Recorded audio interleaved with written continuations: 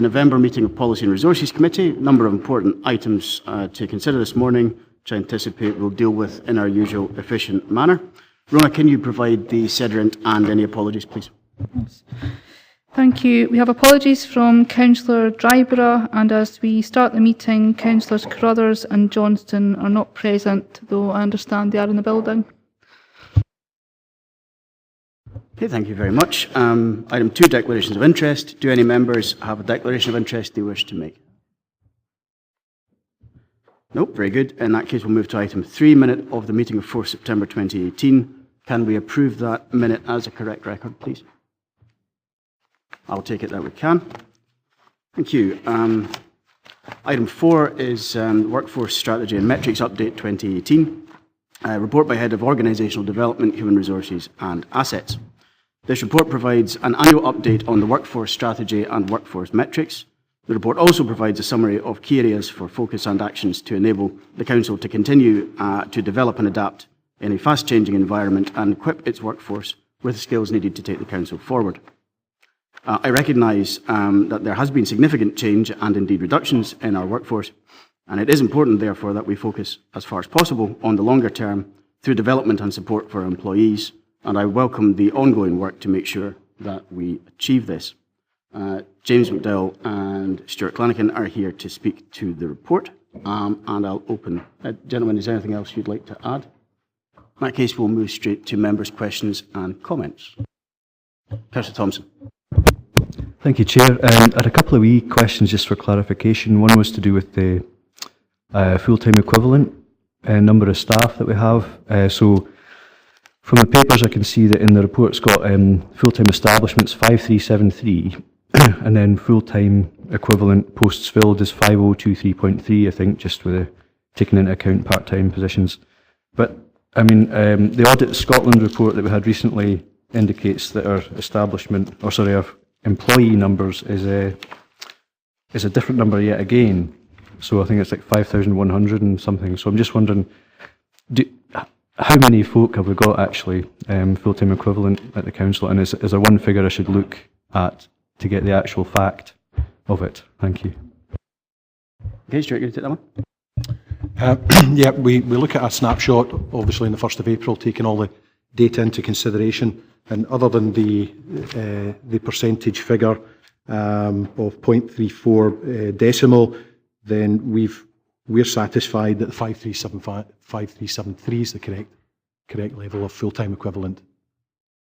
Councillor Thompson, you want to come back? Thank you. And I understand that's the establishment, which is the number of, I suppose, equivalent full-time posts within the Council, although we do have vacancies, so the actual number of people totting up to full-time equivalent hours, if you like, is 5,023, I think it is. I think it's also in the body of the report, but it's just the Audit Scotland one says it's 5132. So it's really just understanding that difference between what our establishment is, what we actually have in terms of full-time equivalents, in terms of people working vacancies taken into account, and then what an external body thinks we actually have for that as well. So it's really just understanding those differences. Certainly when we run our reports, there can always be some kind of slight differences, but in terms of the establishment, the 5373, in terms of actual headcount, obviously the full-time equivalent is related to the number of full-time posts that we have when we add up part-time and full-time posts, and the total headcount we have is 6359. Okay, you had a second question? Yes, I also noticed that a number of staff are excluded in terms of the count for the report, which is casual relief support and agency staff. So it would probably be helpful to get a sense of what that looks like. Obviously there'll always be some people who fall into that category given the sort of transient nature of certain things and things in transition. That was one of the questions. And the other one was I think there's a number of staff in the charts within the report, which there's 88 who are classed as other. And I was just to understand what those others were. Thank you. Certainly happy to look at information relating to casual and relief staff. Technically, they're not employees, so we do classify them separately to employees.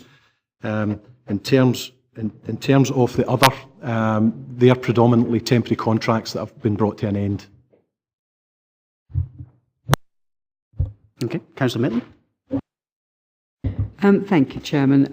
I was interested in the continuing support for care-experienced young people, Chairman, and I would just like to ask how successfully that is implemented and how many places are taken up. I think that's different from apprenticeships that we sometimes try and offer, but I would just like to be sure that that is totally taken up and that the directorates are able to produce placements on an ongoing basis. Are we able to help with that inquiry?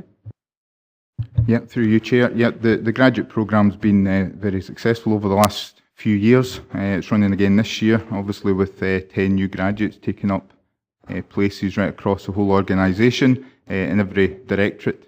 Last year we had the 10s, this was up until the start of the year, and we always hit high percentages, and last year it was 92% of the graduates found a positive destination either within our organisation or in further training university or with other employers within the area. So it is a positive programme. Councillor Maitland, do you want to come back in?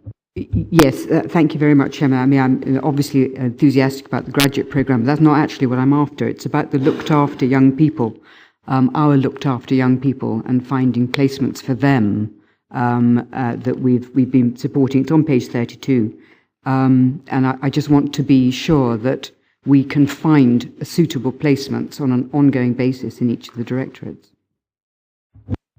On that point, care experienced young people. Sorry, I misheard you there. Sorry about that. Yeah, it's something we do. We work with services just to make sure that does happen. So it is something that happens, particularly with our colleagues in SIPL, just to make sure that where we can fit, we can accommodate and make sure that happens. So it is something that's on our radar, and it is something we continually look at as we go forward. Councillor Maitland. Yeah, could I just be absolutely clear that that's not, I mean, of course we're trying to find it, but do we find 24 placements each year for our care experienced young people? I don't have the number with me here at the moment, but it's something I can bring back. I think if we could do that, that would be appreciated, and possibly something we can maybe expand on for the equivalent report next year as well. Having been raised, I think it's an important area of focus. Councillor Charters.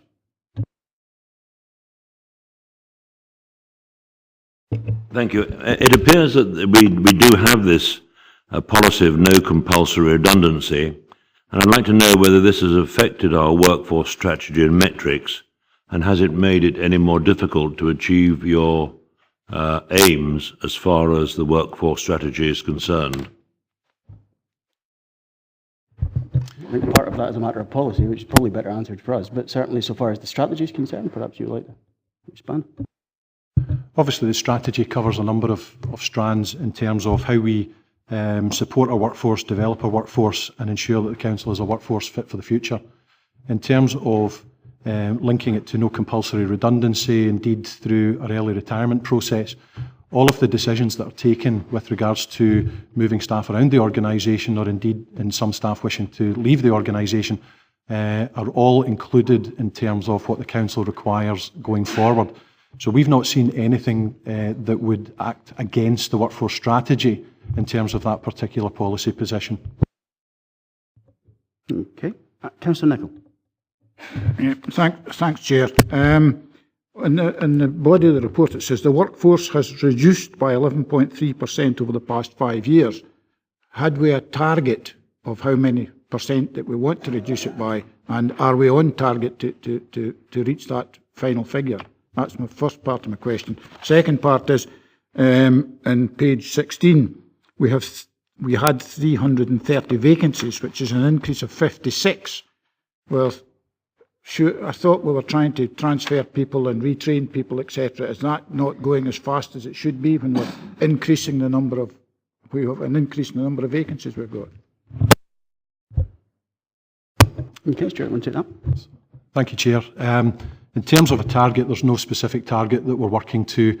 It fluctuates based on particularly to align the workforce to the early retirement programme, that can fluctuate depending on the demand. Also, in terms of the workforce that we bring in, is reliant on the jobs that are required. So there's no particular target as such. In some years the reduction is larger, and some years it's smaller. In terms of the vacancies, I think we've made huge improvements in terms of the management of vacancies. It was significantly higher only a couple of years ago, because the control of vacancies is very much an important priority for us. And in fact, we're well below the national average for the number of vacancies. Yes, we have had an increase, but one of the measures that impacts on the vacancies is that through the Workforce Transition Board, which is part of the transformation programme, as a council, we are holding non-essential vacancies for a longer period to try and secure some additional savings. Councillor Nahui, you want to come back? Yeah, just it seems to be taking a long time to get the retirement ERVS applications dealt with. Could I have some indication as to why that is, please? Stuart? Obviously, when we are administering the scheme, we are looking for it to be as efficient as possible. However, ultimately, the decision to allow someone to go rests with the service, and therefore, if there's a service priority linked to that particular post, it can create a complexity that we need to look at. And that how we could resolve some of those complexities is, for example, moving someone else into that particular job and therefore facilitating the ERVS. So we do have a mixture of ERVSs that are facilitated relatively straightforward. However, some are a bit more complex and take a little bit more time. Okay. Councillor Campbell? Thank you, Chair. Page 27, bottom of page 27, reference to the policy on supporting employees with work-related stress. I see that this policy was implemented in October 2015. Has there been any assessment of how effective it has been, and has the policy been reviewed, or is it scheduled to be reviewed? Thank you, Chair. The policy is, it's because of the live nature of the document, there's significantly more guidance around the policy. So the policy in itself doesn't change. However, we're always refining the procedures, we're always refining how we can make it better. And that's one of the conversations that we sit down with our trade unions to look at ways in which we can always improve that. So there's a continual improvement process that we have through our policy development framework that's highlighted within the workforce strategy. Councillor McClelland? Thank you, Chair. Just to reflect on Chart 26, where we report that more females than males left the council, and we give a number of 62%. I think that's it should be presumed that that's the case, because 74% of the staff are female in the first place. So I'm not quite sure what the point of that statistic is. But if you look at the numbers a bit further and refer back to the page 46, when there's 4,701 female staff, 353 of these left, which is 7.5%, and of 1,658 male, 212 left, which is 12.8%. So where we've got this chart saying more females than males left, we've actually got a higher percentage of male staff leaving than female staff, if we want to be statistically correct and maybe report in that manner, than rather give the figure or the impression that there's more females leaving percentage-wise than there is males, because I think that Chart 26 doesn't reflect the true situation. Okay. Happy to look at that, Chair. Okay. Thank you for that, and thank you for the statistical clarification. Councillor Nicholl, you want to come back in? Yeah, sorry, Chair. It was in the Appendix 2. It states on one page that we have 1,669 teachers, and on another page it states that we have 14.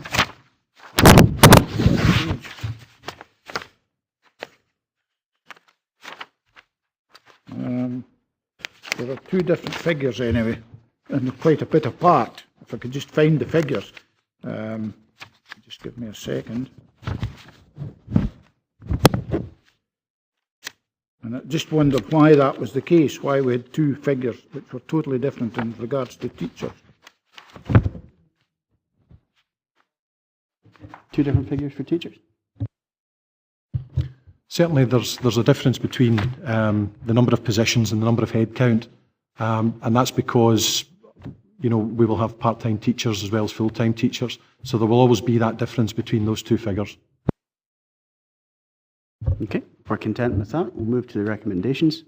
Members content that at 2.1 we've reviewed progress made under the workforce strategy, and at 2.2 that we have considered the workforce metrics report. Are we happy with that? Good, thank you. Thank you both very much. Item 5 is the Treasury Management Mid-Year Review 2018-19 report by Head of Finance and Procurement. This report is a requirement of the SIPFA Code of Practice on Treasury Management, which the Council signed up to in 2010 and has complied with since then. The report sets out transactions and debt performance for the period 1st April to 30th September 2018. Paul Garrett and Andrew Ewart are here to speak to the report. Gentlemen, is there anything that you'd like to add to the report? Okay, in that case, we'll move straight to members' questions and comments.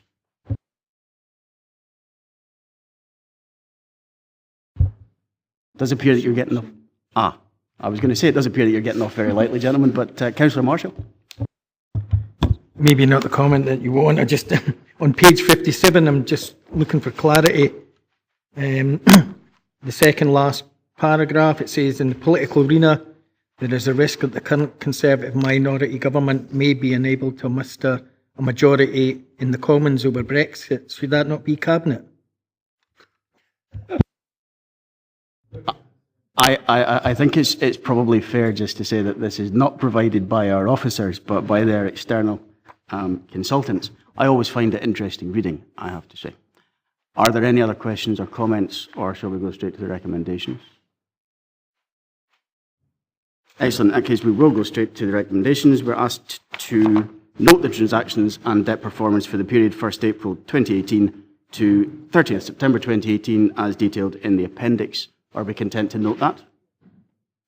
Thank you. Thank you both very much. Mr. Garrett will stand fast for the next item. Item 6 is the Council Revenue Budget Monitoring Report 2018-19 for the period ended 30th September 2018, report by Head of Finance and Procurement. This report provides a summary of forecast expenditure against the budgets available for each of the Council's services in the current year, an update on progress on the delivery of agreed savings, and a forecast of year-end general fund balances and funding available to support investment in required savings through the Change Fund. Paul Garrett and Gillian Ross are here to speak to the report. Is there anything that you would like to add? Okay, in that case, I'll open this to members' questions. Councillor Wilson. Thanks. It's just on recommendation 2.4. I realise it's just to note the pressures surrounding the 49k that was allocated to the Borderlands Inclusive Growth Deal. I think it would be quite important to sort of understand where we are now with the Borderlands Growth Deal. Sort of my understanding was that at that time the pressures that arise was to try and to fulfil the deadline set by the Secretary of State for Scotland to get outline proposals in. And I realise that the answers might not be here, but maybe for the next full council to understand what impact that has on the wider Borderlands project, but also on our budgets for next year. I realise that there was an indication early on sort of this financial year that any costs incurred by the Borderlands Growth Deal could be capitalised next year. Is that still the case, or are we looking at it being a revenue budget next year? And I realise that answer might not be here, but I think a further report on the whole Borderlands deal would also be welcomed. Good. Chief, if you can assist at this point.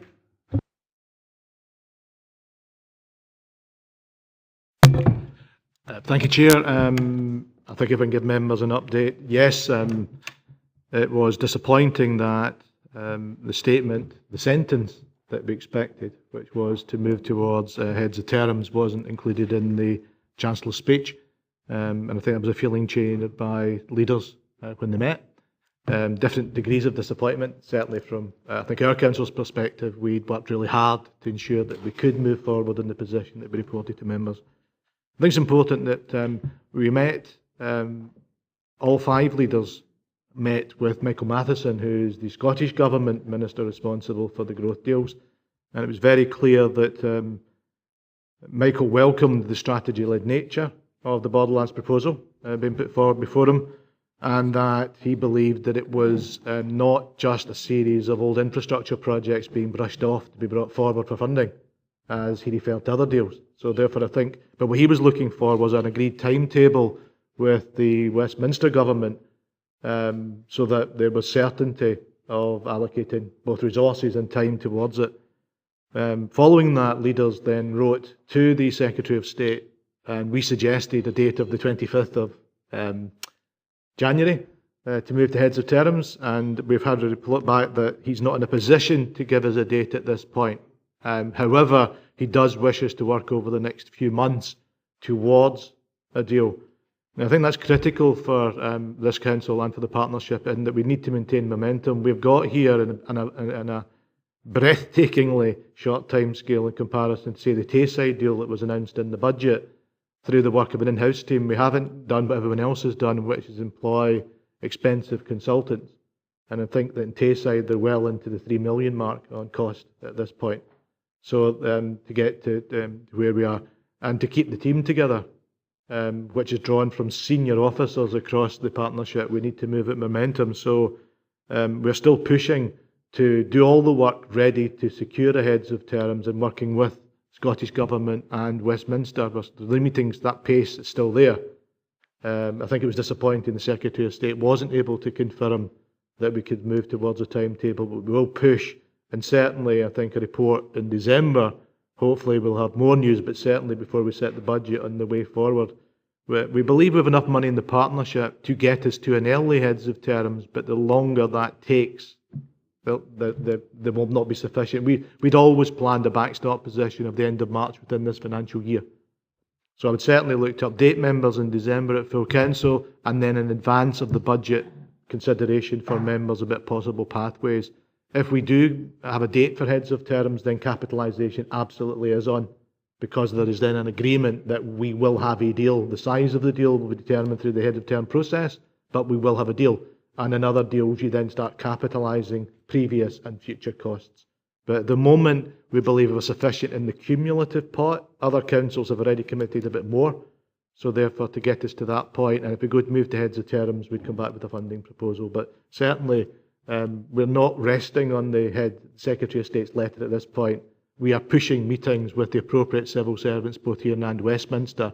And certainly, I'm intending to travel down to Westminster to meet with the new senior civil servant in the local government department, to make sure that we continue the pace up to heads of terms. But I don't believe there's any reason, and I'm sure that Leader doesn't, that we could not secure a heads of terms by March, which would then, our view is that the Chancellor could announce the money out with a budget process, which is what the information we received from both Jake Berry and David Mundell is, given that they do wish to fund a number of the projects early within the project. So I think we're in a good position, just I don't know quite where we are at this point on the heads of terms date, but Scottish Government pushing hard for a timetable. Councillor Wilson, you wish to come back? And then I think certainly we would welcome a report, and I think it's important, in this committee to, obviously to scrutinise this fact that the council is making an investment in Borderlands, and we need to see that, that fulfilled, and to see positive signals from, both governments, and to get the money as quickly as possible to tackle the problems here. So certainly would welcome a report to full council, and I'm sure that the ministers and whoever comes to sign a heads of terms can enjoy haggis, neeps and tatties and whiskey on the 25th of January, if that is the date. Leader?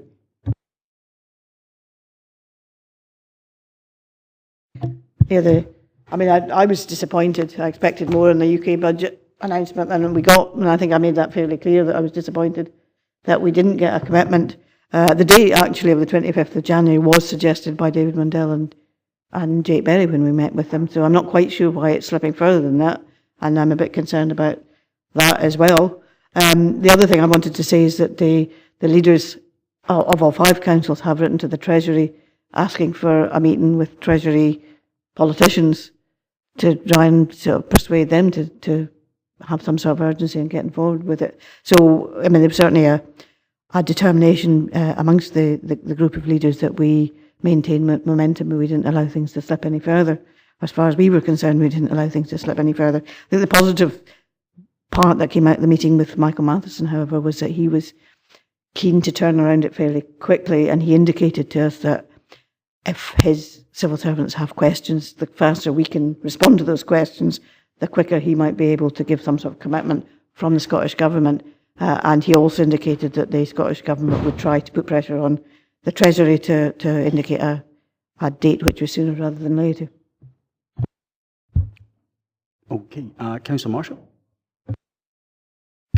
Thanks. Just with regards to page 113, it's with respect to the capital receipts. First of all, I'm glad to see that Cornerstone's Annan has actually been concluded, and that's reflected in the figures for this year. But I still see that we're still 300,000 short of the projected target of 500k for this year. But it's more the 3.11, just probably a reassurance that obviously there will be fluctuation in year by year in the sales of council assets. Sorry? I'm on the wrong report. Councillor Marshall, I think you're way ahead of us. Oh, sorry. I was certainly keen to make brisk progress, but I think I do have to cover the intervening items. I'm not sure that I have that much discretion. I will make sure that we come back to that when we get to item 9. Councillor Thompson. Yeah, thanks, Chair. It was actually a couple of things. I think just regards to 2.4, I do welcome the fact we're going to get an update on that, because I think if we're being invited to press on in good faith, which I believe we have, I mean, we've met every deadline set to us, we've proceeded in good faith towards what we thought were fairly clear timetables, and that those goalposts seems to have been moved, which is not our fault, so we can only sort of hold our head up high and continue to work in good faith. However, as time slips by, as has been highlighted, it starts to become more of a concern potentially, all stick and no carrot. And if we're being invited by somebody who's effectively the person we're having asked to hurry up, there's a bit of absurdity in that. Anyway, I'll welcome the report of full council. But 2.3 in the actual recommendations, obviously we heard this, the detail of this at Social Work Committee recently, and it's something that I think we should move to agree for all the members who were there at that committee. I think we've got a full understanding of what that related to. But just in terms of recommendations, that'd be one I'd want to fully support. And just a wee note on 2.6, the Scottish Rural Partnership, I think we mean Parliament there. I think there's maybe a wee bit of clarity needed in the report at 3.23, because I understand there's a relationship between the Rural Partnership and the Parliament, but I think it's the Parliament that's the event that we want to happen, and the partnership are the ones that support that happening. So just to get that wee bit of clarity. Thank you.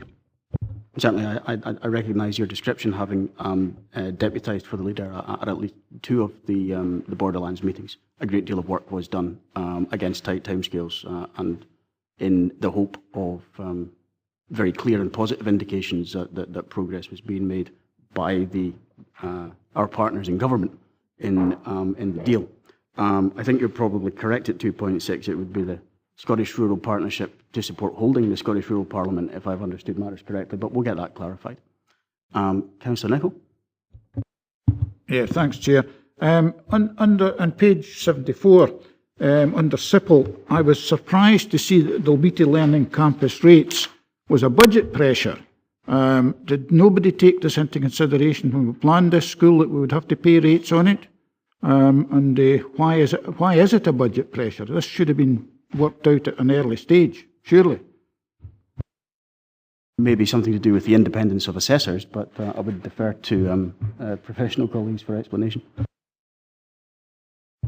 This was highlighted as part of the report to the last committee in September, that this was a budget pressure at the moment. The service are currently working on identifying measures to be able to identify it on an ongoing basis. But the main reason is, as we've indicated, is that the assessor has valued the property at a higher value than what we had anticipated at the stage of setting out the business plan. But we fully anticipate that it will be addressed by the service as part of the ongoing process this year. Okay, thank you very much. Councillor Marshall. Yeah, still on item 6, I take it, yeah. Yes, we are. Yeah, good.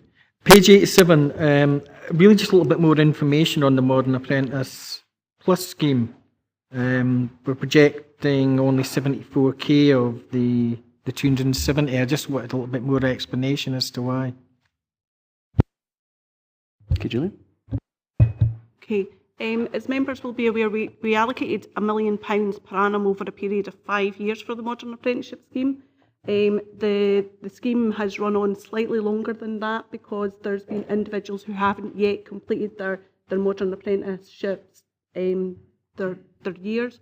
As part of that, we will require some of the funding to finish the completion of their courses, but the remainder will no longer be required as there are no formal new individuals coming forward as part of the Modern Apprenticeship Scheme at the moment. Okay, thank you for that. If there's no other member, we'll go to the recommendations. So at 2.1, we're asked to note service performance against budget. Are we content to note? At 2.2, note the budgetary pressures being experienced by SIPL. We're also content to note. At 2.3, we're asked to agree to allocate funding from the £1 million Social Work Fund as outlined in the recommendation. Are we content to agree that? At 2.4, we're asked to note the budget pressures funding of £49,000 been allocated to support Borderlands inclusive growth deal. And we understand there will be a report to next full council. 2.5, to note current progress on the delivery of agreed savings as detailed in Appendix 2. At 2.6, to agree to allocate funding from the remaining policy development balance to support the Scottish Rural Partnership, holding the Scottish Rural Parliament in Stranraer, if we're content with that. And at 2.7, note the estimated change fund balance of 1.294 million. Are members content with all of that? I take it we are. Thank you. So, item 7 is the implementation of Financial Code 11 debt write-offs, report by Head of Finance and Procurement. This report is brought forward to provide details of debt written off under delegated procedures over the 6-month period to 30th September 2018 for member scrutiny. Members will note that the vast majority of sums owed to the Council are collected, and I am pleased to note the collection levels for council tax and non-domestic rates, as highlighted in paragraph 3.2, provide a very strong indication of this. Services continue to carry out extensive work before recommending sums are considered for write-off. Paragraph 3.5 of the report sets out the reasons whereby officers may recommend write-off. Paul Garrett and Lindsay Nairn are here to speak to the report. Is there anything that you would like to add? Okay. I'll open it up to members' questions and comments. It appears you're going to have a particularly easy time of it this morning, gentlemen. Okay, in that case, we'll move straight to the recommendations. Are we content to note 2.1 and 2.2? Thank you. Thank you very much. Item 8 is the Corporate Services Revenue Monitoring Report, report by Director of Corporate Services. This report provides members with an overview of the financial performance against budget for corporate services for 2018-19, based on the monitoring information for the period to 30th September 2018. Members will note that corporate services remains on track to deliver a break-even position for this financial year. Gillian and Paul are back to answer any questions. Is there anything that you would like to add to the report? Okay, in that case, I'll move swiftly to members' questions and comments. Remarkably peaceful committee this morning. I will not tempt fate. We will move straight to the recommendations. Members, are we content to note 2.1 through 2.4? Good, thank you very much. Item 9 is the Capital Investment Strategy Monitoring 2018-19 for the period ending 30th September 2018, report by Head of Finance and Procurement. This report provides members with an update on the 10-year capital investment strategy as agreed at full council on 27th February 2018, and an overview of the financial and physical progress of the capital programme for the current financial year. The overall funding of the investment strategy and the progress of the approved programmes within that strategy are reflected in this report, including updates on profiling of expenditure on large projects and also more detailed information on agreed projects within approved programmes within the individual asset classes. Is there anything that any of you would like to add to the report? Okay, we'll move straight to members' questions, comments. Councillor Marshall, I have not forgotten you. I won't repeat what I said before, I think everyone will remember it. It's just in respect to the capital receipts section on page 113. Obviously, we've only got 184,000 of the 500,000 target this year, so really, are we hoping to kind of hopefully meet that? But also noting in 3.11 that there will be a fluctuation and volatility with regards to individual years. What I'd like to ask though, have we risk assessed and have we looked at the impact that an increase in community asset transfers of council assets will have on this generation of capital receipts? And just a quick question with regards to Appendix 5 on page 129. I know there's the signage project for library customer services integration. I just wanted to ask, it says it'll be completed in 2018-19. I'm just wondering when, because I think Annan Library has moved into the town hall, but we still haven't got any signs there. So I think this is maybe why it's been held up, but it's nearly a year since it's been moved in there, and it would be helpful if we could actually get signs saying that's where the library is. Okay, Paul? On the receipts question, as the member says, that the level of receipts does fluctuate year on year. In the last 2 or 3 years, we've actually been ahead of target. We've actually got some money sitting in reserves at the moment to offset any future shortfalls, but we've made good progress in the year to date, and there's 2 or 3 receipts that are currently close to completion, so we're confident of getting up to the budgeted level this year, but we'll continue to monitor that. In terms of the impact of community asset transfers, something we're very conscious of. We do take it into account when we're looking at projected receipts and where they may be applied. We'll continue to do that and update any projections for members as we go on to develop our capital investment strategy. In terms of the library question, I've not got the details on that particular scheme, but happy to get back to the member with that.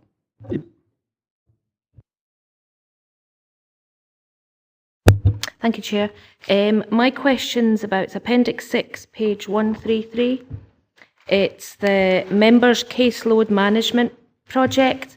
I'm very enthusiastic about this, and I've attended several meetings, which included a member from all groups, to get to the proper procurement process, which has been quite lengthy. 21st of September, I think, was our last meeting, to which we were to expect it to be implemented very soon after. So that's really my question. When is this going to be implemented? What's the kind of time scale? Okay, Graham's joined us, so I think that's one for you. Chair, we have a slight issue around the contract itself, whether it's being run under English law or under Scottish law. So we're just trying to finalise that. Hopefully that will be finalised this week. So implementation will then be in about a fortnight after that. So middle of December, we hope. Councillor Little, you want to come back? Sorry to be a pest, because I have really championed this, but to anyone that'll listen, is because I believe this will greatly improve the working life of members when we have this in place. But you say in a couple of weeks, is that nearly a guarantee? Because I'm getting quite impatient. Once the issue about which legal umbrella it comes under, the contract is ready to be issued for implementation. So it is anticipated that it will be about two weeks. Okay, thank you very much. Councillor Brody. Thanks, Chair. Appendix 4, Cuckoobury Art Gallery. When will we ever learn? We've been here before. We've had contracts poorly specified, poorly run, extras been agreed. We've had this process going through the scrutiny committee about 4 years ago. We came up with protocols. These protocols have not been followed in this project, and as a result, we are £317,000 overspent. We've not followed the protocols. We've changed the specification during the contract, and it's led to extra costs with the contractor. So I suppose you've had an easy time today, so we'll say the buck stops on your desk today. So why were the contract protocols not followed, which we've agreed in the past? Why were the project costs allowed to slip so much? And why were the specifications not properly set down at the start? Why was the environmental measures not specified by the head architect at the time instead of during the contract? And I'd like to know, especially, why was the Historic Environment Scotland, the grant of £36,000 not paid? It's very unusual for a proper national organisation like HES not to pay up if we followed the proper procedure. So I'd like a special answer on that one. You'll recognise much of that certainly cannot be answered by me since it falls into the realm of operational matters. I think I would just gently remind the member that there was a rather large opportunity that appeared when the gallery was already, as a project, well and truly underway, which is the opportunity to host the Galloway Hoard. The opportunity to do that necessarily required an improvement and enhancement of the security and all the other things that you have to have in a building of that nature in order to take care of items of that high value. It is at least possible, thinking back to Professor Coles and some of the very interesting responses that he made to questions when he was presenting his findings of his independent inquiry, that we simply discovered how much the building actually cost. However, I would wish to have some professional input from those who were closer to the project than me. Chair, in terms of the Historic Environment Scotland grant, that was an issue that was being facilitated through the project architect, and the advice that he provided during the course of the project to Historic Environment Scotland, there was a lot of toing and froing on the work that was being done through the project. Ultimately, Historic Environment Scotland advised that they weren't satisfied with the conservation nature of the works, and clearly what we were dealing there with was a historic building which was being transformed into the gallery that we now have. And there was a significant amount of the work that was transformative rather than conservation. The tensions between the two meant that what we have is a gallery full of light. There's been significant alterations to the building, and if we'd ultimately satisfied all of Historic Environment Scotland's requirements, it would have cost more to actually do the work than we would have gotten grant from them, and that's ultimately why we didn't satisfy their requirements and they weren't prepared to offer the grant. I mean, with the greatest respect to another organisation who's not here to defend themselves, have they seen how good it actually is? It does seem rather odd. They have seen the building, and they have provided a long list of points which wouldn't satisfy them in terms of the conservation grant. Councillor Brodie, you want to come back? Just come back on the environmental and electrical works. It says that the head architect agreed the changes on the instigation of the contractor. Why weren't these properly specified in the first place? Was it the contractor putting down his foot, or was it that we failed to specify properly in the first place? Harry, if you can assist with that. My understanding is that there was a change in the air handling system that the contractor was prepared to install at the point of delivery. That had been specified prior to the award of contracts, but the change to the air handling system was instigated by the contractor and accepted by the project architect. I think the suggestion was that the original specification, due to the change in the building and the extension to the upper gallery, meant that the original specification would have required a significantly greater occupation of the footprint within the building, and therefore they had to revise the specification. That did add significantly to the cost. Councillor Thompson. Thanks, Chair. Yeah, no, I'm thankful to Councillor Brodie for raising the question about the 36k, but from reading the paper, what effectively we've been told today is that we effectively chose not to do the additional work, which would have meant we met the criteria to get the grant, because it effectively would have cost us more to do that, and we've actually got a prime asset now, which is probably the envy of a lot of places. But so it was just that the line in the report, page 112, suggests that actually HES said no, you can't have it, when it was actually no, we didn't meet the criteria, because it was actually, we ended up with a better result in doing that, I think is what you're trying to say. But the actual question related to the property assets, so this is to do with Lockerbie Town Hall. where I believe we have a potential issue with, this is under property buildings, other asset class, so it's page 130. So it's just to get a wee bit of an update. I do appreciate the officers have been keeping the management committee and local members informed, but it's really this could have an impact or at least a consideration for setting budgets in order to deal with this issue. So if there's an update available for today, that would be really helpful. Thank you. Okay, Paul, are you able to take that? Yeah, so this was discussed at the last committee meeting where we moved to undertake some condition survey work to understand the extent of the dry rot works at Lockerbie Town Hall. That work's now underway. That will then inform next year's capital investment strategy in terms of having work to undertake at that location. Okay, Councillor Thompson, you want to come back? It was just to get a sense of, I mean, obviously that'd be quite extensive surveying work to sort of find the full extent of it, but is there any sense on a timescale which we now know it'll take that long to determine that sort of thing? So in terms of capital availability within this year's plan, we don't have any flexibility to undertake any advanced works.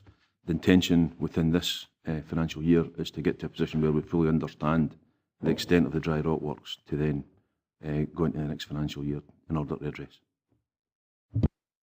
Okay, thank you very much. Councillor Nicholl. Thank you, Chair. In regard to the Kirkcudbright Art Gallery, which is a wonderful facility, superb, and is well patronised by visitors and locals alike, have we reached the end of the line? Is that the final total in the 317,000, or is there more to come? That's the first bit of my question. The second bit is the opening of DG1. I see here it's supposed to open early. I support that wholly, provided it's fit to be opened. We don't want a North West campus repeat if we can possibly avoid it. And I just hope that we can get assurances on that, just because we don't want something to open early just for publicity. I would rather it was really ready for use.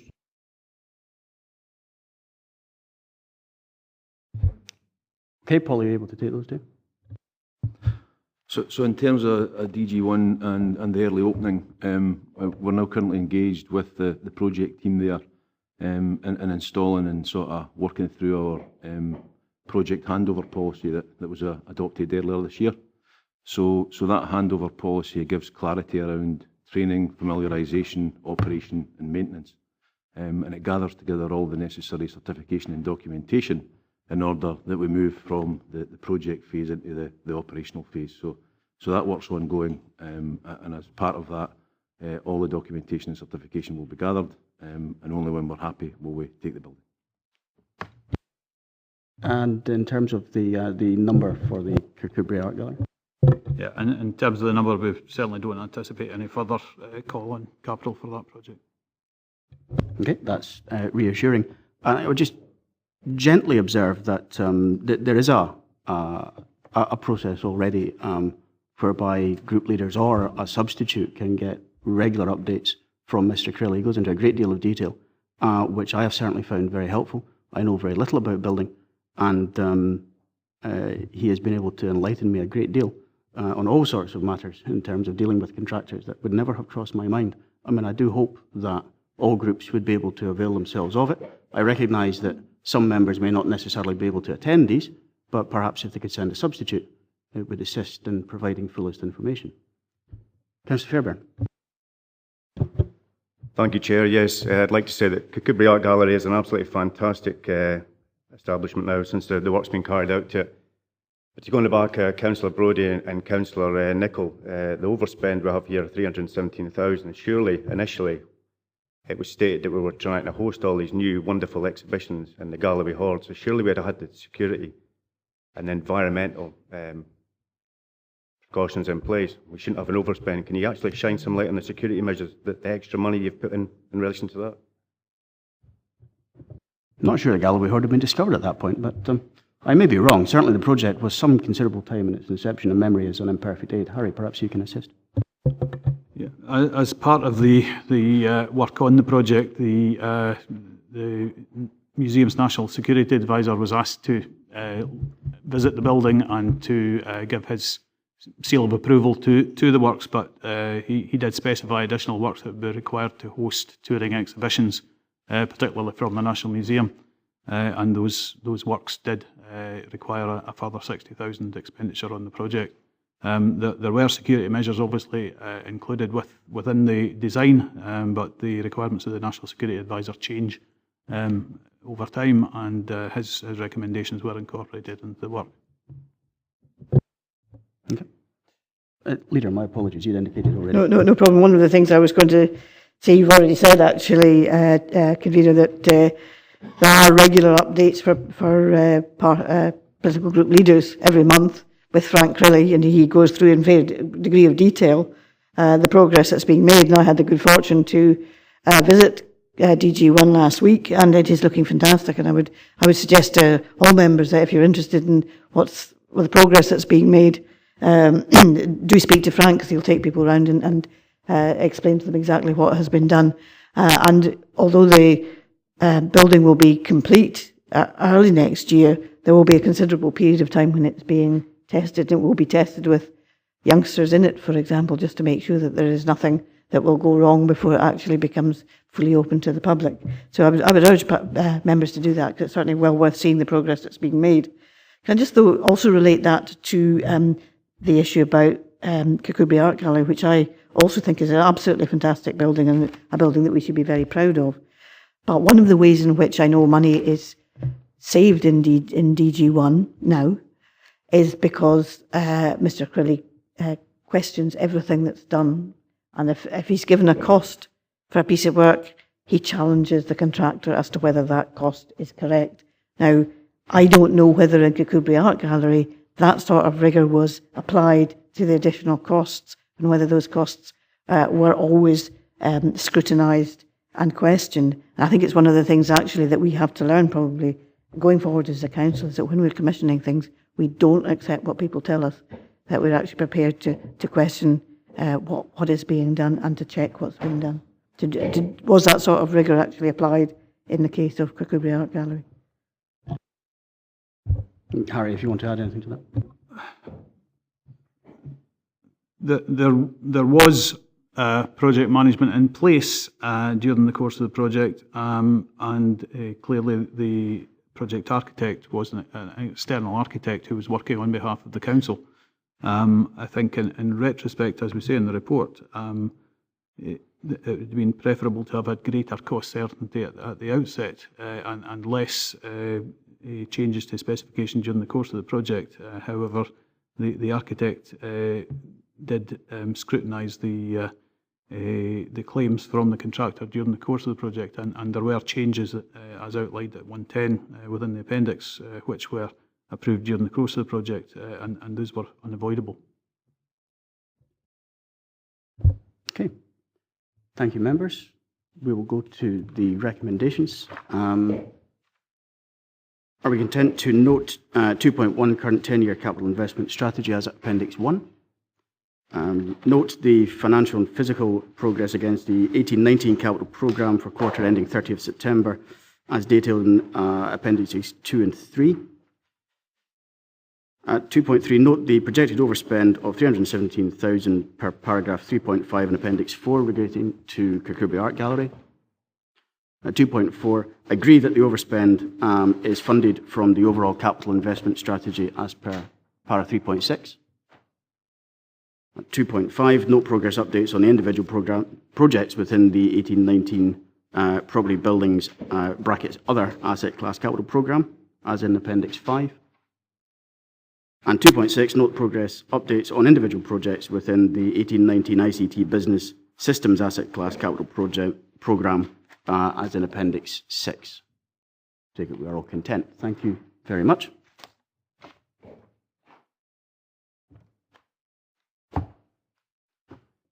Item 10 is the Baker's Oven High Street Dumfries proposed community asset transfer report by Director Communities.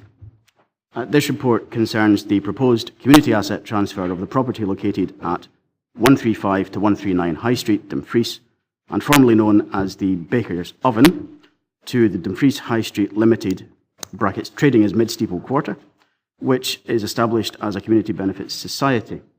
Chris Woodness is here to speak to the report, and this has also been through Nithsdale Area Committee. Is this a declaration of interest, perhaps? Better take that first then, please.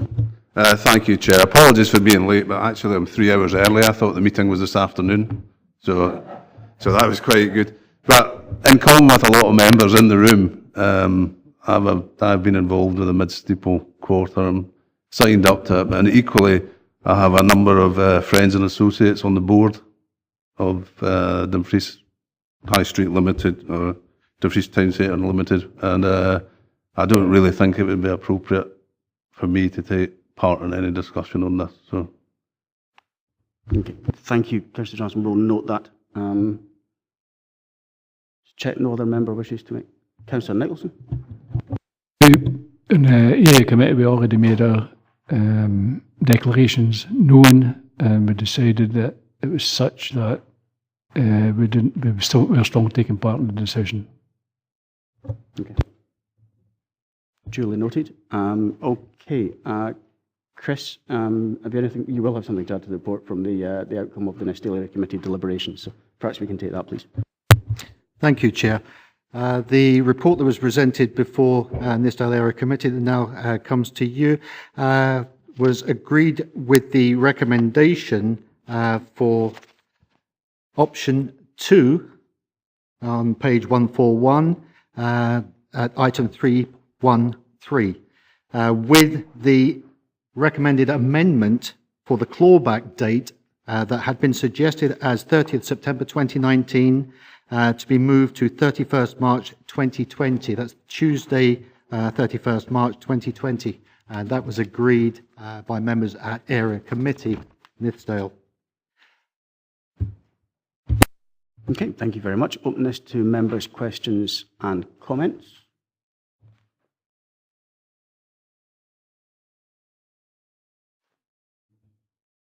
In that case, we'll move to the recommendations. Councillor Maitland. It's just a question about a community asset transfer. I have no difficulty with the principle of it at all. Have we got any possibility of clawback if it after 5 years it wasn't successful or wasn't getting to where it should be? I mean, I know that we've looked at that elsewhere in other buildings. I just don't know what the legal possibility is. It's public money. You know, we are foregoing £300,000 is what it's valued at, supposedly.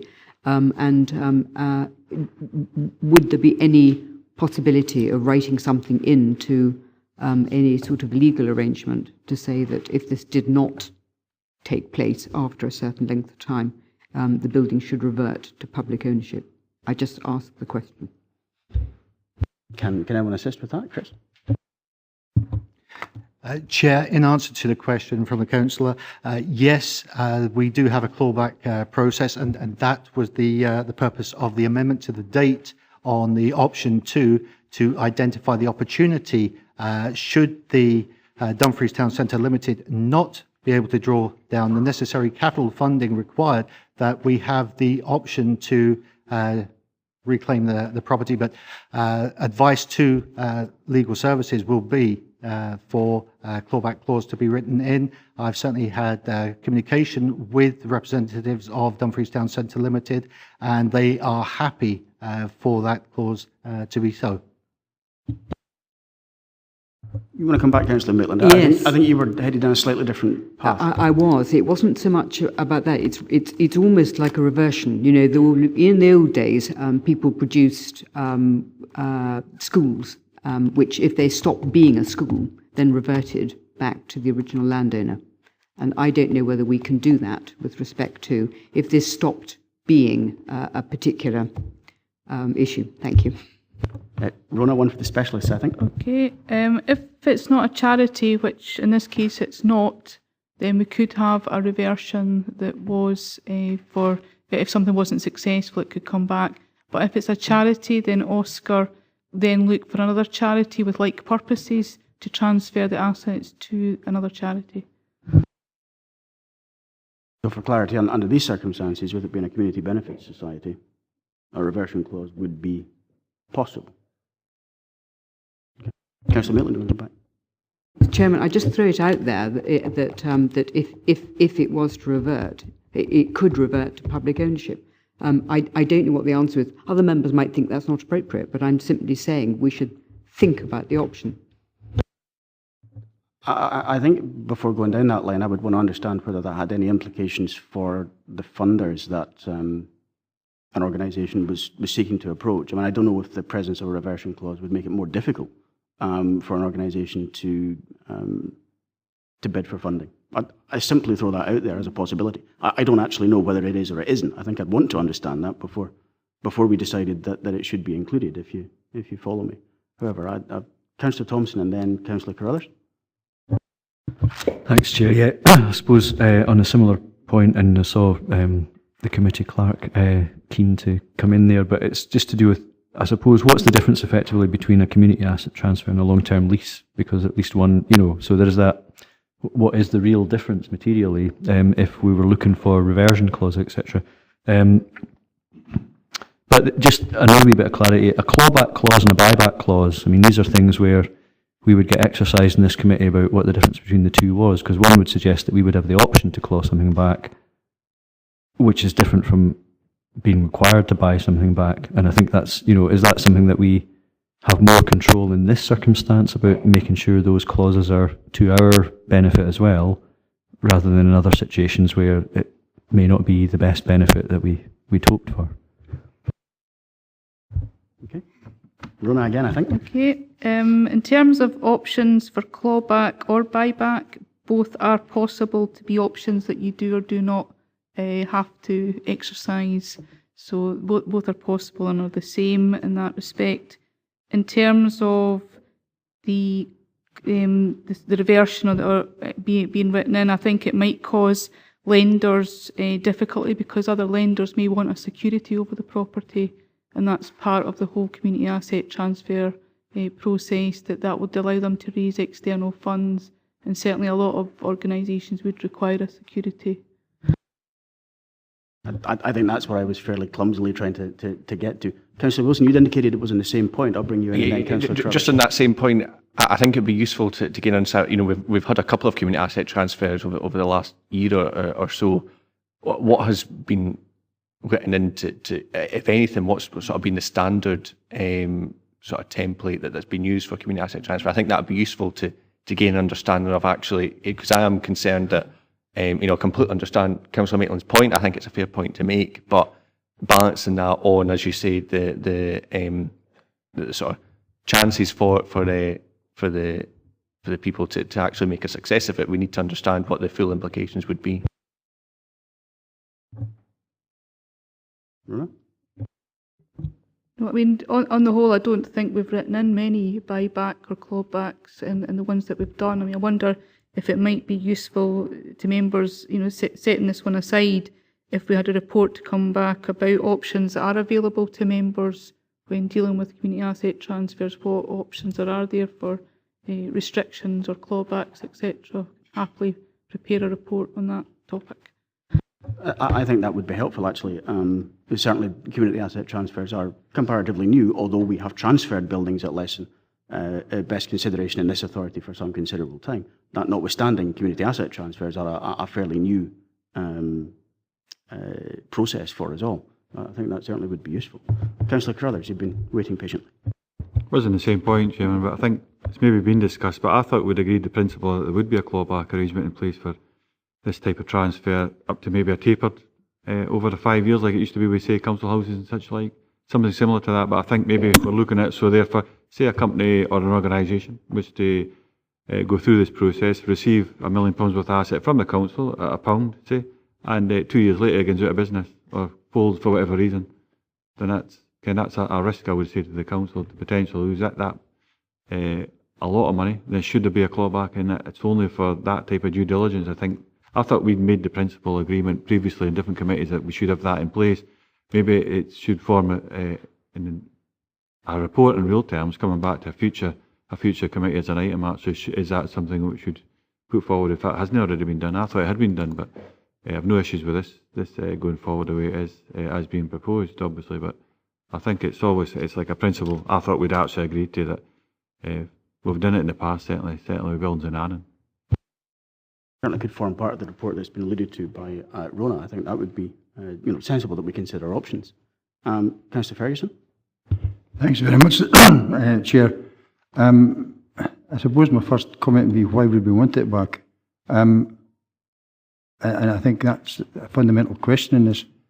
And it's really a question, I think, for the lawyer here rather than for Chris, is that if we sell this for £1, for example, to this organisation, it's down to their articles of association on what they do if they cease trading, or even worse, if there's a bankruptcy situation, because they'd be seen as their asset, and it wouldn't be for us to get back. So unless it was specifically included in the missives of the sale, there would be no right to offer it back, and there would be no requirement for us to buy back, which for me is the much safer position, I have to say, because we're selling this because it's surplus to requirement, it's cost us money, bottom line.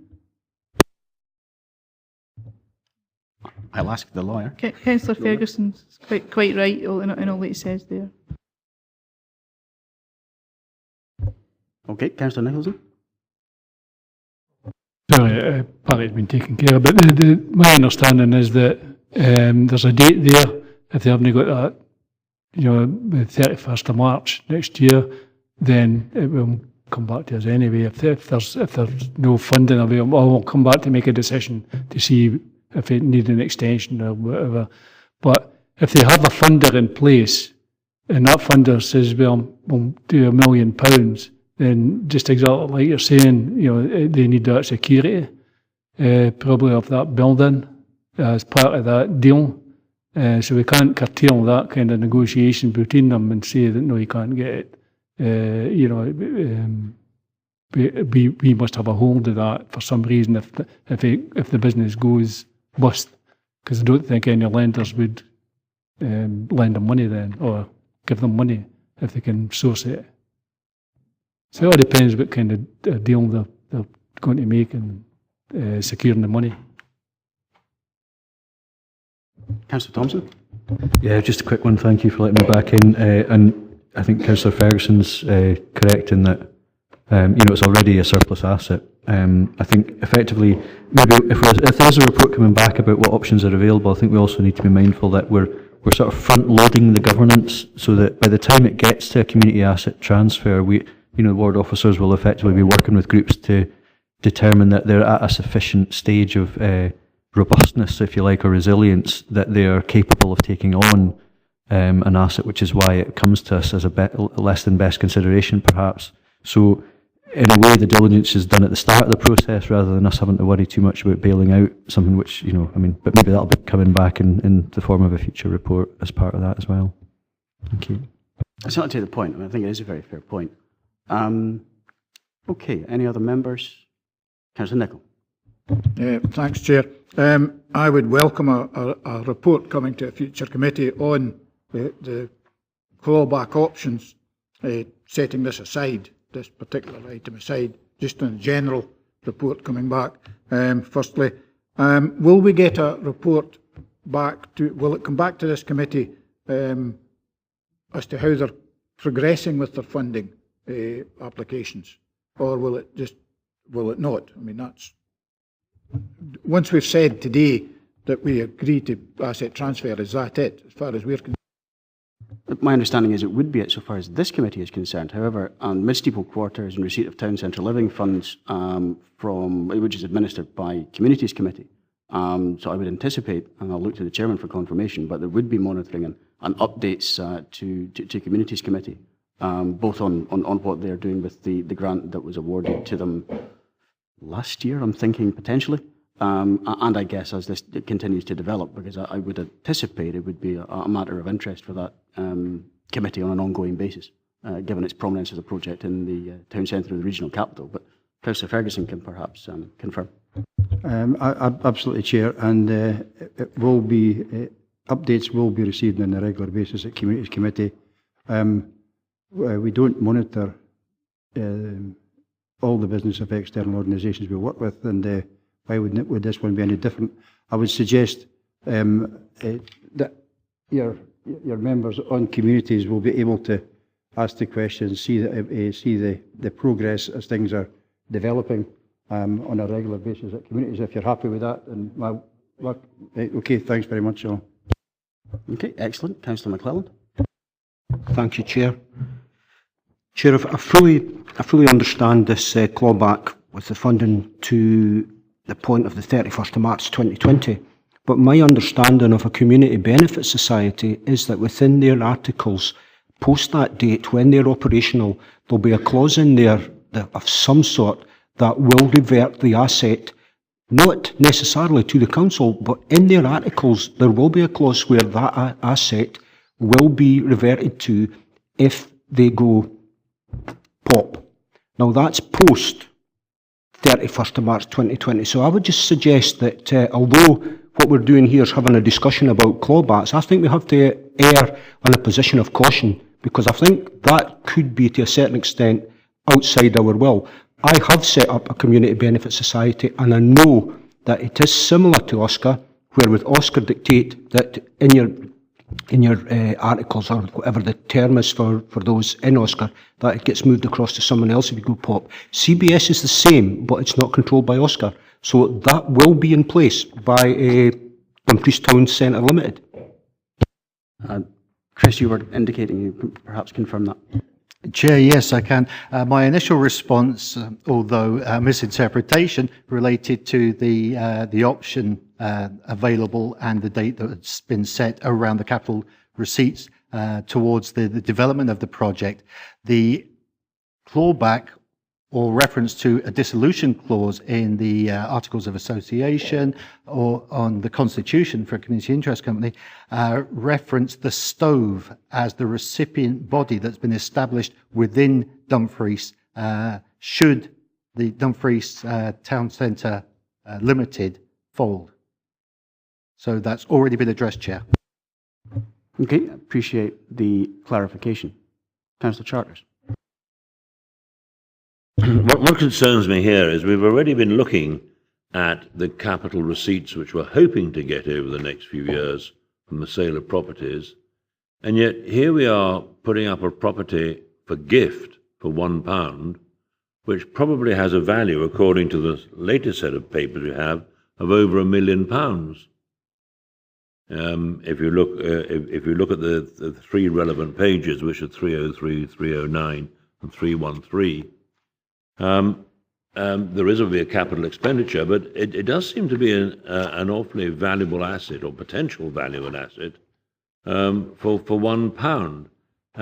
Already, the organisers have had to receive several thousands of pounds from the council to set up their business plan, and if you look at page 313. You'll see that there are already maintenance costs incurred by the council of £24,000. So this is becoming an increasingly expensive gift by the council to this very worthy body who are trying to improve the centre of the town. But we have to weigh up here the value to the community and the financial probity which we have to exercise for the maintenance of the council funds. And it appears that the £1 is only one drop in the well, and there's to be all sorts of other funds which we are going to be asked for later on, and other organisations as well, I understand here. But depending on what option we take, if it's option 2, then that building is going to have a very large expenditure on it, up to over £1 million, to bring it into the sort of way which the committee wants to use it. And I think we've just got to be quite careful how we're giving away council money for good community reasons, but we here have also got to look at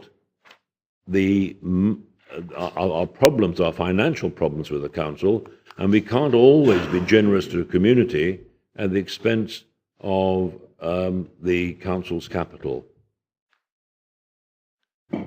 I will take that to be a comment. I think, Councillor Ferguson, you were next. No, thanks, it's been asked and answered. Very good. Councillor Nicholson.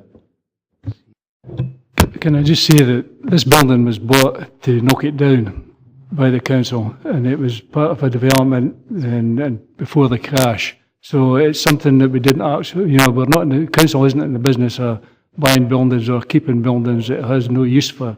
And this is one of these buildings that I'm speaking of. The community benefit from this sale would be enormous investment in the town centre. The costs, the £1 million that's being bandied about, it would cost, I think it was over £1.5 million to actually knock it down and build a new building, or it would cost over £1 million to refurbish that building. So that's not the value of the building. The value of the building to the council, to me, is zero, because it's been up for sale, nobody wants it. It's a continual revenue cost to us for the maintenance and upkeep of that building. So I have no qualms about transferring this to this organisation. I appreciate the comment, Councillor Nicholson. I mean, I do think that the costs outlined in doing anything with this versus the notional value of the building demonstrates the extent of market failure we have in Dumfries. It's exactly why approaches like this are necessary. Councillor Wilson and then Councillor Ferguson. Thanks. Yeah, I think on the back of Councillor Charteris's point, we have to do something radical with our town centres, and I think that the value of this building, while it might have a monetary value, nobody wants to buy it on the market. So realistically, the value of that is very little compared to actually a radical idea on how we can transform Dumfries town centre. I thought it'd be welcomed by all Conservatives. We hear their Conservative MP constantly going on about Dumfries town centre and what needs to be done. Here's a project with community roots that actually is able to got a vision for the town centre and able to make a difference. And if that means going through this process and a little bit of help from the council, I'll happily welcome development of the town centre, and hopefully that relates to a good community use, good community benefit, and a growing economy. Okay, thank you. Councillor Ferguson. Thanks. This idea has actually been getting a lot of national recognition. It's seen universally as really the way the future take everything forward. I think I'm just actually at the stage here. I think we should move to, and I'm happy to move that we agree 2.4 as recommended by the committee with the amendments that we put forward, the change in that date, and just move to the vote if need be. Okay, well, I'm certainly very happy to second that. Councillor Carruthers. Just exactly what I was going to say, Chairman. After 2.1, 2.2, 2.3, and consider option 2 has been the option to move forward with, 2.3 or 4, whatever it is, I think it's 2.4. That's exactly what I was going to say, so happy to either move or second that. Okay, grateful for that. Councillor Maitland. Yes, and I have no difficulty with the proposal to transfer it. I think that's absolutely the right thing. But what we just heard is that if the receiving body fails, it reverts to the oven. And I would suggest that the council... The stove, not the oven, but I can see where the confusion comes in. The stove, beg your pardon, too many stoves and ovens and cookers. It reverts to the stove. And I'm glad we've picked through this. I think it's important to understand exactly what is happening. I would simply suggest that the council exists to serve the broader interests of the community as well. And I think the asset should revert to the council.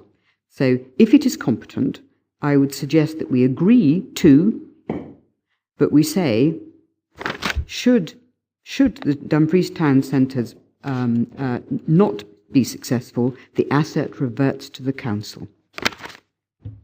I require advice on whether that's competent. I don't know whether that is in terms of the legal obligations on community benefit societies, but I shall seek advice.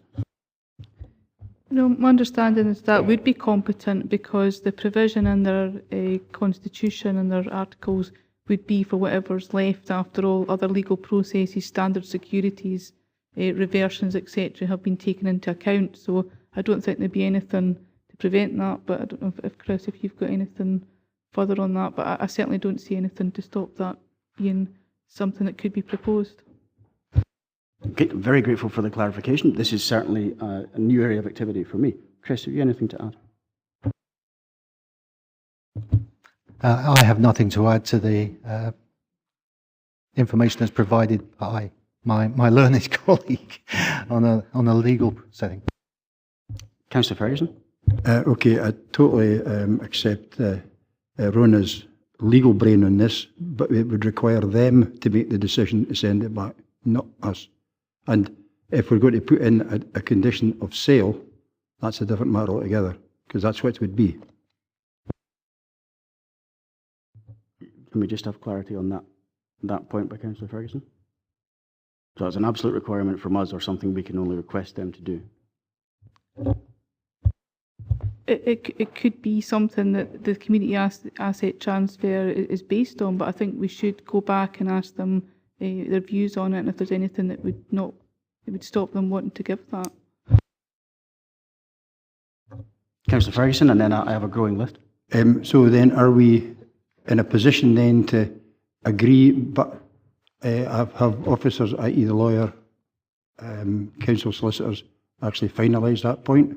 Or are we seriously going to bring this back in another meeting, another 3 months down the line? Okay. Chris, do you want to comment? Thank you, Chair. On consideration of the question, this relates to the constitutional establishment of the body and their dissolution clause. So if the proposal is that we put in a recommendation on sale of property, then we would have to negotiate with the receiving body, Dumfries Town Centre Limited, to amend their constitution to allow for the property, should they cease to exist, to come back to Dumfries and Galloway Council rather than, as it indicates, transfer to the Stove.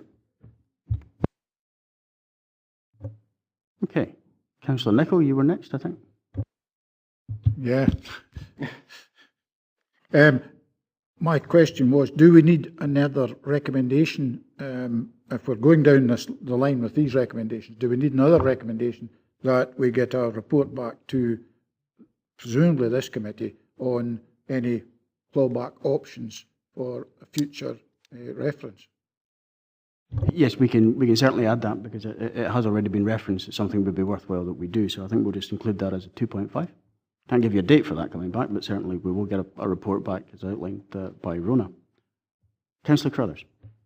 So there's 2 points. Councillor Nicholl's covered the first point. I think it is important we do have a further report back to the appropriate committee, but I think secondly, in regards to the competency of the motion that's been put forward, or the amendment, whatever it may be, in regards to Councillor Mayor, and I think councils all across the UK have set up millions of houses under the same kind of guise with a clawback arrangement. I don't think there's anything untoward with that, but I think in this particular case, Councillor Thompson referred earlier in regards to due diligence, the local ward workers working with local organisations, and in particular, I think it's Chris with this organisation.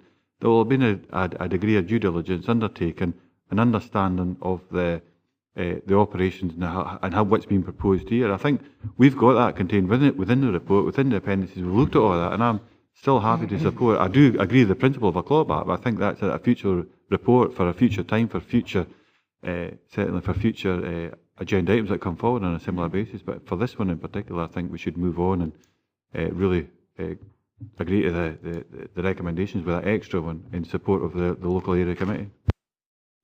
Okay. Councillor Wilson, and I think we will move to the recommendations. Yeah, I think Councillor Crothers has touched a little bit on what I was going to say. I think that, we could consider the hypotheticals, of which I'm sure there are many, until we're blue in the face.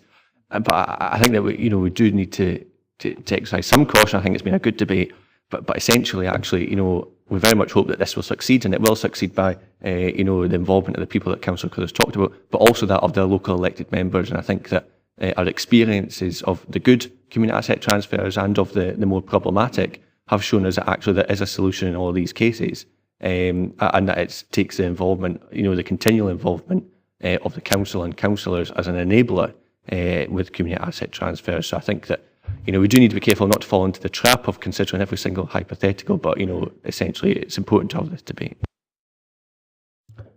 Okay, I intend to move to the recommendation. Chris, you wanted to come back in?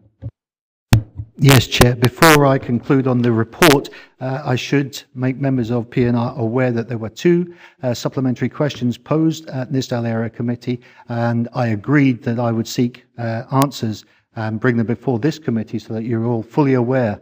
And those questions were, would there be an implication on the Town Centre Living Fund criteria contained for the proposals contained in the business plan from Dumfries Town Centre Limited?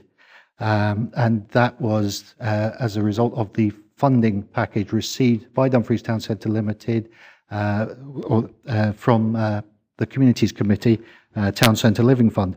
On checking with the housing manager, Dumfries and Galloway Council, I'm assured that answer is no, there is no impact or potential implication on the allocation of the Town Centre Living Fund from the proposed mid-range rental determination as indicated in the Baker's Oven Business Plan, September 2018.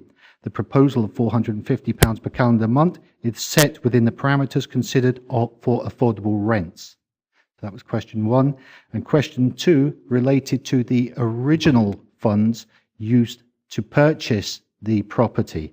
Would the Scottish Government look to claw back any or all of the original Town Centre Regeneration Fund 2009 as allocated to purchase the Baker's Oven building? The response that I'd received, again through the housing manager of Dumfries and Galloway Council, is that he has met with the housing minister and other Scottish Government ministers regarding the proposals put forward by Dumfries Town Centre Limited for the Mid-Steeple Quarter project to asset transfer the Baker's Oven property. At no stage has the subject of financial clawback been mentioned nor indicated as a consideration to do so. If anything, the very purpose for purchasing the Baker's Oven in 2010 by Dumfries and Galloway Council is supported of the then Town Centre Regeneration Plan, and it is now being realised through the Community Asset Transfer request as evidence in the Business Plan Appendix 2 to the report, and therefore the original use of the fund continues to meet its original function. Thank you, Chair. Okay, appreciate the clarification. We will go to the recommendations. We certainly have a moved and seconded proposal, and we had a proposed amendment. I don't believe that has attracted a seconder yet, so we can get some clarity. Councillor Maitland. Thank you. Yes, I am going to push this one because I think it's quite important. I'm totally with the idea of it going. I think all we're doing is that should the project fail and the asset is to be sold, disposed of, it should revert to the council. That's all that I'm adding in. I'm absolutely in hopes that the thing will work. I really am. And does that include the 2.5, the further report on clawback options for community asset transfer? Yes, absolutely. The whole works. Everything. The whole works. Everything that you all want, apart from that particular addition. Okay, we have gone from a quiet and fairly speedy meeting to having a vote. Rona, can you go through the terms of the motion and the amendment, please?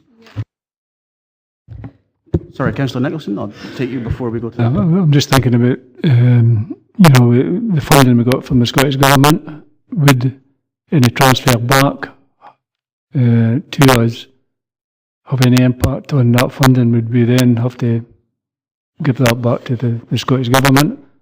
Or what would happen to that?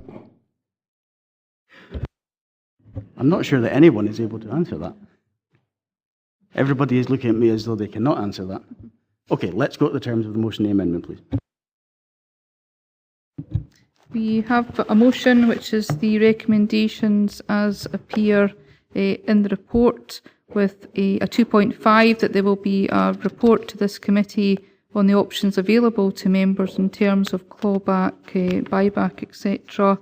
And the clawback, the option to be pursued will be option 2, as on page 141, with a clawback date that reaches to 31st March 2020 if funding has not been secured by that date.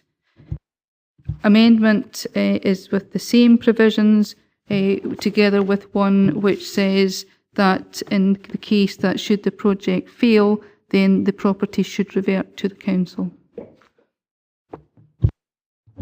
Councillor Thompson? Just for clarity, can you confirm who proposed and seconded both the motion and the amendment? The motion, from memory, was proposed by Councillor Ferguson and seconded by me. And the amendment, Councillor Maitland and Councillor Brodie.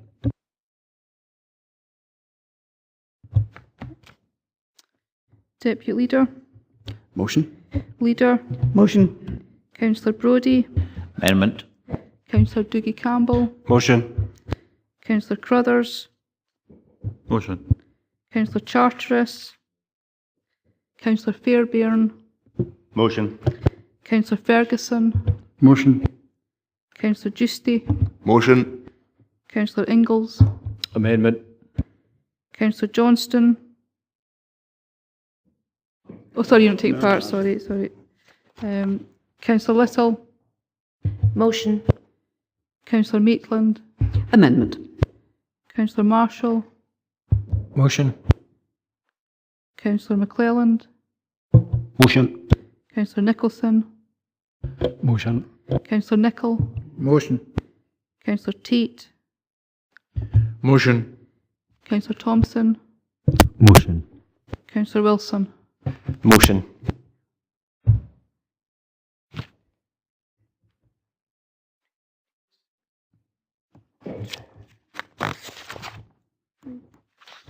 The motion is carried 16 votes to 3. Okay, thank you very much. We will move on to... Thank you very much, Chris. We'll move on to item 11, consultation on proposals for reform of the annual canvass, report by Director of Corporate Services. This report seeks agreement on Dumfries and Galloway Council's response to the joint policy statement by UK, Scottish and Welsh governments on proposals for the reform of the annual canvass. Jim Doig is here to speak to the report. Is there anything you'd like to add? Yeah, thanks very much, Chair. If I could just point out, members will see that the response generally supports the proposals. Dumfries and Galloway Council were involved in the pilot exercises for reform of the annual canvass in 2018, and we did find them, they did work and they were successful. So we personally, from my own perspective, I think the proposals are good. The current process as it stands is very prescriptive, and if I give you an idea, in the last sort of 3 months, my staff have canvassed and knocked on 18,000 doors across Dumfries and Galloway to follow the legislative steps. Now, that's against a stat that shows that there's 40,000 electors in Dumfries and Galloway who have been in the same household since 1992, so we don't have a lot of additions and deletions to the register. We're a fairly stable electorate, and certainly the new canvass proposals would support registration processes in Dumfries and Galloway. Thank you. Okay, thank you very much, and for putting that in context. I think probably everyone in this room will recognise what a laborious process canvassing is. However, we'll leave that to one side since it is a different sort of canvassing. Members, questions or comments? Councillor Thompson. Yeah, it was just one to do with updates. You know, what will the result of updates to the register, for example, on a monthly basis or otherwise, will be we'll see it in the form of a spreadsheet or something, which isn't necessarily compatible in format with the actual electoral register, digitally or otherwise, that we would normally see. So I'm just wondering, I appreciate there's probably differences between local authority areas in terms of how they keep their records, but it strikes me as just maybe a technical issue about how we can make sure updates to those records can be easily merged, because I think there does seem to be a difference. Maybe it's just in the fields that we need to collect or the fields that are required for any updates, but there does seem to be a wee bit of a compatibility issue where how you would merge or update the existing full electoral register with the updates. I don't know if that makes any sense, but I'm hoping you can maybe respond to that through yourself, Chair. Please carry on. Thanks very much, Chair. Yeah, well, these proposals won't affect anything to do with the monthly updates of the register at all, but I can certainly take back and look at what we provide, see if there's any easier way to do that. I'm happy to look at that and get back. Appreciate that. Councillor Nicholl. Yeah. What happens if people don't respond to the canvass? And are there measures in place to counteract that, and are they ever acted upon? Jim, if you can assist. Yeah, well, the current process stands if they don't return the household inquiry form we sent out, we have to send at least 2 reminders and make a personal visit. Ultimately, there is a civil penalty available if that's deemed necessary. I can almost sense the next question. Is that ever used? Knew that was coming. I've certainly not used it in Dumfries and Galloway, and I'm not aware of it being used significantly throughout Scotland or the rest of the UK either. I have to admit, and I am something of an anorak in these matters, I wasn't even aware that a civil penalty actually existed. So I've learned something new, which is good. Any other member? Shall we go to the recommendations in that case? We've been asked to review and agree the draft response at Appendix 1. Are we content with that? I'll take it that we are. Thank you very much, ladies and gentlemen. I have no further business.